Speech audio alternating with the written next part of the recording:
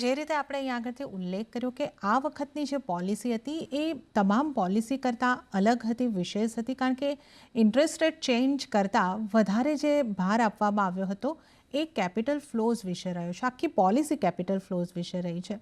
તો આપ આ પોલિસીને કઈ રીતે જોઈ રહ્યા છો? અહીંયાથી આપણે ખાસ જે મહત્ત્વની બાબતો સમજવાની રહેશે એ કયા મુદ્દાઓ રહેશે કે જેના પર આપણે આ પોલિસીમાં ખાસ ધ્યાન આપવાનું રહેશે?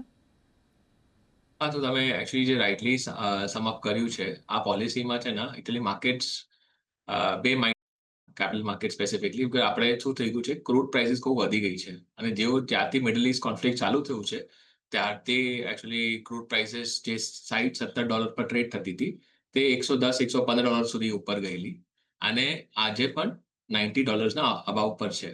તો માર્કેટે થોડો વરી હતો કે આના હિસાબે આપણું કરંટ અકાઉન્ટ ડેફિસિટ, આપણે અગર ઇન્ડિયા મેક્રો સ્ટોરી જોઈએ તો કરંટ અકાઉન્ટ ડેફિસિટ, આપણું જીડીપી, આપણું ઇન્ફ્લેશન આ બધા પર ખાસ્સું તકલીફ આવી શકે છે. અને એના હિસાબે ઇન્ફ્લેશનની અગર વાત કરીએ તો ઇન્ફ્લેશન જે આપણે લાસ્ટ યર પ્રોજેક્ટ કરતા હતા આ વર્ષ માટે કે 4.5% આસપાસ ઇન્ફ્લેશન રહેશે, હેડલાઇન ઇન્ફ્લેશન. બિકોઝ આપણે ઓઇલ પ્રાઇસીસ બહુ વધી ગઈ છે, તો એના હિસાબે માર્કેટનો વ્યૂ હતો કે આ 5-5.5 વચ્ચે આપણું ઇન્ફ્લેશન જતું રહેશે. અને અગર ઇન્ફ્લેશન 5-5.5 હોય તો આપણે રેપો રેટ જે આજે 5.5 પર છે ત્યાં નહીં રહે. એટલે માર્કેટ ડિવાઇડેડ કેમ્પમાં હતું કે આરબીઆઈ રેટ હાઇક કરશે, અને બીજો એ લોકો કઈ સ્ટેપ્સ લઈ શકે. સો એના હિસાબે આપણે કરન્સી ડેપ્રિસિએશન જે એક બીજો મોટો પ્રોબ્લેમ હતો એને આપણે સોલ્વ કરી શકીએ. આઈ થિંક તમે મને અગર પૂછશો તો અમારો વ્યૂ આરબીઆઈ પોલિસી પર છે કે આરબીઆઈ પોલિસી ખાસી મેક્રો ઓરિએન્ટેશન પર્સપેક્ટિવથી બહુ સરસ છે. અમે અગર એમના જે સ્ટેપ્સનું અગર આપણે ડિફાઇન કરીએ તો એ લોકોએ જો રેટ સ્ટેટસ કો રાખ્યા છે, મોનેટરી પોલિસી રેટ્સ, એટલે રેપો રેટ 5.5 પર જ છે. એ લોકોએ સ્ટાન્સ ચેન્જ નથી કર્યું. પણ જે મોર ઇમ્પોર્ટન્ટ પર્સપેક્ટિવ છે, એ લોકોએ જે મેજર્સ અનાઉન્સ કર્યા છે, એ લોકોએ 3-4 મેજર્સ અનાઉન્સ કર્યા છે. અને જ્યારે પોલિસી ચાલતી હતી ત્યારે ગવર્મેન્ટ પણ એક પોલિસી મેજર અનાઉન્સ કરેલું.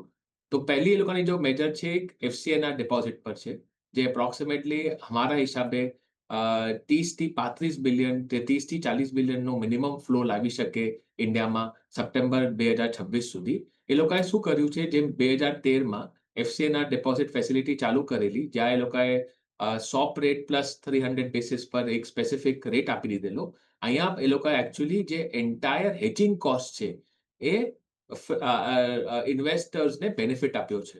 તો એના હિસાબે અમારે લાગે છે કે 30-40 બિલિયન તો મિનિમમ આપણે ખાલી એફસીના ડિપોઝિટમાં આવી જશે. અગર તમે બીજી સ્ટેપ્સ જોશો તો બીજી બે સ્ટેપ્સ બહુ અટ્રેક્ટિવ છે. એક તો એ લોકોએ પીએસયુ લેન્ડર માટે, એટલે બેંક્સ હોય, પબ્લિક ફાઇનાન્શિયલ ઇન્સ્ટિટ્યુશન છે, જે બધા પબ્લિક સેક્ટર અન્ડરટેકિંગ છે, એના માટે એ લોકોએ ઈસીબી બોરિંગ ચેનલ ચાલુ કરી છે, જેમાં એ લોકોએ 150-200 બેસિસનો 1.5-2% બેનિફિટ આપ્યો છે ઇન્વેસ્ટર્સને.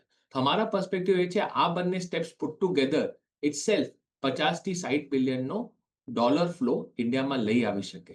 અને એક સ્ટેપ જે અનાઉન્સ થઈ છે એ છે વિથહોલ્ડિંગ ટેક્સ ગવર્મેન્ટ બોન્ડ પર રિડ્યુસ કરવામાં આવ્યા છે અને long term capital gains tax remove કરવામાં આવ્યા છે.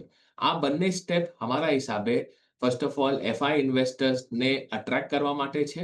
અને અમારે એવું લાગે છે કે આ સ્ટેપ્સ કરવા પછી આપણે જે બહુ વખતથી વાત કરીએ છીએ કે બ્લુમબર્ગ ઇન્ક્લુઝન કરવું જોઈએ ઇન્ડિયાને, અને બ્લુમબર્ગ વાળા એ લોકોના ગ્લોબલ એગ્રીગેટર ઇન્ડેક્સમાં આપણા સોવરેન બોન્ડને એડ કરવા માટે ખાસી મહેનત કરીએ છીએ. તો આઈ થિંક એ સ્ટેપ પણ આવી શકે.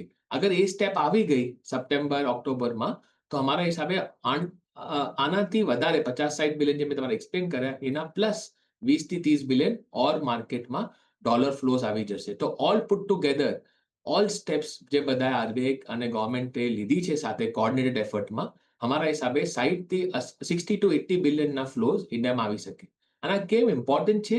બિકોઝ જે એક મોટો પ્રોબ્લેમ આપણે ઇકોનોમીને ફેસ કરતો હતો કે જે હતું ઓઇલ ડેપ્રિસિએશનનું, અને એના હિસાબે ઓઇલની પ્રાઇસ બહુ વધી ગયેલી, અને એના હિસાબે કરન્સી ડેપ્રિસિએશનનો જે એક બડો મોટો પ્રોબ્લેમ હતો, એ પ્રોબ્લેમમાં બીઓપી ડેફિસિટ અરાઉન્ડ આપણે 70-80 બિલિયનની વાત કરતા હતા નેક્સ્ટ યર. આ જે બધી સ્ટેપ્સ લીધી છે એ મારા હિસાબે એ 70-80 બિલિયનનો જે આપણો ડેફિસિટ હતો એના માટે ખાસું સારું રહેશે. તો it's a very strong policy as per me. Rate પર કઈ ચેન્જીસ નથી, પણ જે સ્ટેપ્સ લીધા છે એ મેક્રો એન્વાયરમેન્ટ માટે બહુ સારા છે.